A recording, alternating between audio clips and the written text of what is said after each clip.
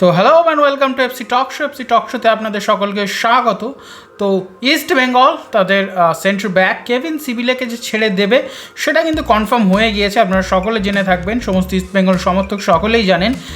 এবং তার পরিবর্তে আরও এক বিদেশি সেন্টার ব্যাক কিন্তু সই হবে ইস্ট বেঙ্গলের। কথাবার্তা প্রায় ফাইনাল স্টেজেই আছে, বলা যেতেই পারে অফিসিয়াল অ্যানাউন্সমেন্টটুকু বাকি। তো বিভিন্ন সোর্স থেকে যেটা খবর আসছে যে প্রায় কনফার্ম হয়ে গিয়েছে। তো প্লেয়ারটি কে সেই নিয়েই আজকের ভিডিও। তো চ্যানেলে যারা নতুন, চ্যানেলটিকে সাবস্ক্রাইব করে রাখবেন, ভিডিওটি ভালো লেগে থাকলে একটা করে লাইক এবং বন্ধুদের সাথে শেয়ার করবেন। তো দেখি প্লেয়ারটিকে। বর্তমানে মার্কেট ভ্যালু 80 লক্ষ টাকা, বিদেশি হলেও 80 লক্ষ টাকা মার্কেট ভ্যালু। বয়স 32 বছর, উচ্চতাটা যথেষ্ট ভালো, 188 সেন্টিমিটার।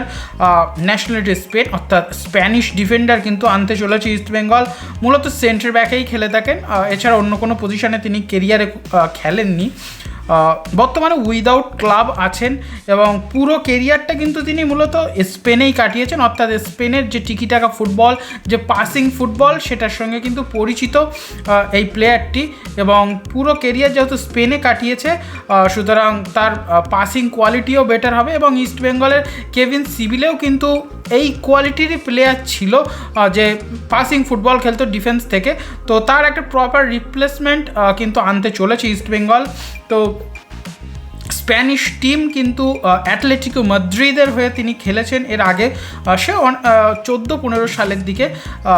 দারুণ প্লেয়ার, হাই প্রোফাইল প্লেয়ারটি আর কেউ নয়, 32 বছর বয়সী নাচো মনসালভে।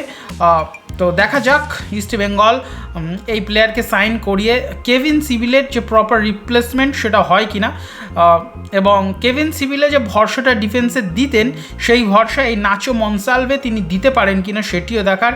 এবং সামনে কিন্তু এএফসি আছে, এশিয়ার মঞ্চে ইস্ট বেঙ্গল ইন্ডিয়াকে রিপ্রেজেন্ট করবে, সুতরাং এমন একজন কোয়ালিটি ডিফেন্ডার কিন্তু দরকার ছিল। যদিও একটু বয়সটা বেশি, 32 বছর, তবুও কিন্তু কোয়ালিটি ডিফেন্ডার। তো দেখুন আপনারা এই সাইনটাকে 10-এর মধ্যে কত রেট করছেন সেটা অবশ্যই কমেন্ট সেকশনে জানাবেন। প্লেয়ারটিকে নিয়ে আপনাদের নিজস্ব মতামত, ইস্ট বেঙ্গলের সই হলে লাল হলুদ জার্সি গায়ে কতটা তিনি ইম্প্যাক্ট ফেলতে পারবেন বলে আপনাদের কি মনে হয় সেটা অবশ্যই কমেন্ট সেকশনে জানাবেন।